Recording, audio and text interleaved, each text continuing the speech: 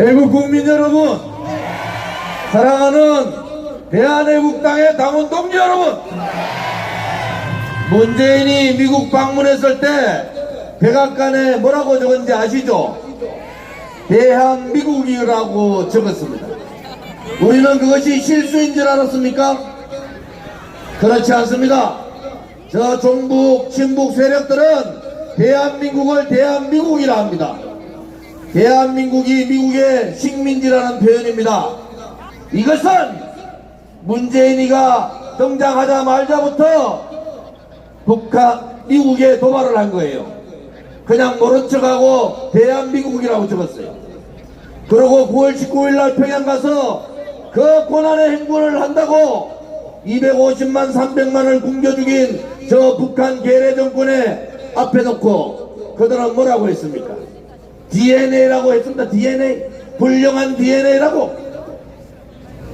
그것이 문재인 정권 이 주사파 친북 종북 정권의 실체인 겁니다. 아직도 그들을 믿으십니까?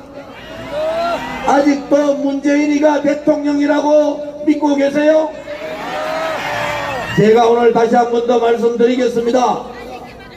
그들은 봉진당 아로 세력들, 민노총 떨거지들, 정교조 떨거지들, 종북 좌파 300개의 좌파 시민단체, 친북 세력들이 모여서 죄 없는 박근혜 대통령을 거짓 촛불을 가지고 쿠데타를 통해서 권력 찬탈한 세력이고 그들은 불의의 세력입니다. 그래서 우리는 이 문재인 정권 자체를 인정하지 못하는 거 아닙니까? 웬만한 사람들이 우리 같은 용기를 가지고 문재인하고 싸우지 못합니다. 그들이 아무리 요설로 세치밖에 안 되는 혀를 가지고 요설로 애국 국민들을 속이더라도 진실은 반드시 밝혀지는 겁니다. 자유한국당에 요즘 당대표 뽑는다 얘기하는데 누구 한 사람 박근혜 대통령은 죄가 없다고, 박근혜 대통령은 억울하게 거짓 촛불 세력에 의해서 권력 찬탈 나란 분이기 때문에 우리 보수정당인 자유한국당이니 그 박근혜 대통령의 명예를 회복해야 된다고 왜 자신있게 말을 못합니까? 저는 그렇게 얘기했지 않습니까? 박근혜 대통령이 3월 10일 날 탄핵되는 그날부터 대한민국의 보수정당은 사라진 거예요. 그들은 가짜 보수란 말입니다, 여러분. 그들은 비겁하고 용기 없고 행동하지 못하고 자기들의 정치 생명만 연장하고 자기들이 뭔가 대단한 사람들 같이 착각하고 있는 가짜 보수들의 전형적인 배신자들의 모습을 보이고 있는 거 아닙니까, 여러분? 맞아요. 그들과 타협해라. 그들과 합쳐라. 제가 그랬지 않습니까? 합치겠다고 대한애국당은 분열 세력이 아니라고. 그런데 분명한 것은 이 배신 영적들을 좀 몰아내야 되지 않겠습니까? 아직도 박근혜 대통령을 온갖 막말로 욕하고 일심 앞에 놓고 출당시켜버린 버러지 같은 홍준표 같은 인간들이 당대표 한다고 보수의 성지 서문시장 가서 떠들고 있는 이러한 팔을 딛지 않고 어떻게 정의를 얘기할 수 있고 진실을 얘기할 수가 있습니까, 여러분? 이제 우리는 그렇게 가지 않습니다. 우리는 어렵게 무너져가는 태극기를 부활했습니다. 우리는 어렵게 아스팔트 우파 정당을 만들었습니다. 우리는 어렵게 함께 다같이 투쟁하면서 목숨 걸고 대한민국을 구하겠다고 진실과 정의의 투쟁을 선언한 그러한 애국 동지들입니다. 우리에게는 5천만의 대한민국의 국민들이 계시고 800만의 애국 동포들이 계십니다.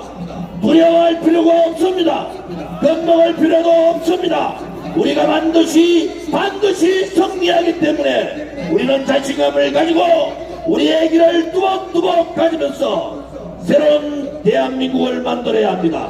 다시는 이 대한민국 땅에 종북이다 진북이다 주사파라는 얘기가 다시는 나오지 않도록 뿌리부터 뽑아내야 한다 말입니다. 여러분, 이제는 대한민국 땅에 배신의 얘기가 나오지 않도록 뿌리부터 배신자 역적들을 처단해야 하는 겁니다.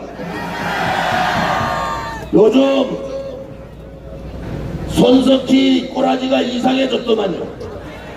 깡통 태블릿 PC 들고 박근혜 대통령을 만역사당하던 그 손석희가 갑자기 왜 그렇게 쪼그라들었습니까? 손석희가 왜 그렇게 쪼그라들었어요? 밝혀야 될 거 아닙니까? 교통사고 때문에 그런지 그렇지 않으면은 한간에 무슨 얘기같이 그런지 밝혀야 될 거 아니에요. 그렇게 당당하던 손석희가 쪼그라든 이유가 뭔지 대단히 궁금합니다. 여러분, 손석희를 가만 놔둬도 되겠습니까? 깡통 태블릿 PC 들이고 국민들을 속였는 손석희는 바로 대한민국을 이 지경에 만든 장본인 아닙니까? 검찰과 경찰은 손석희를 즉각 구속하라! 구속하라! 남자의 손석희가 있으면은 여자한테는 손혜원이가 있는 거예요.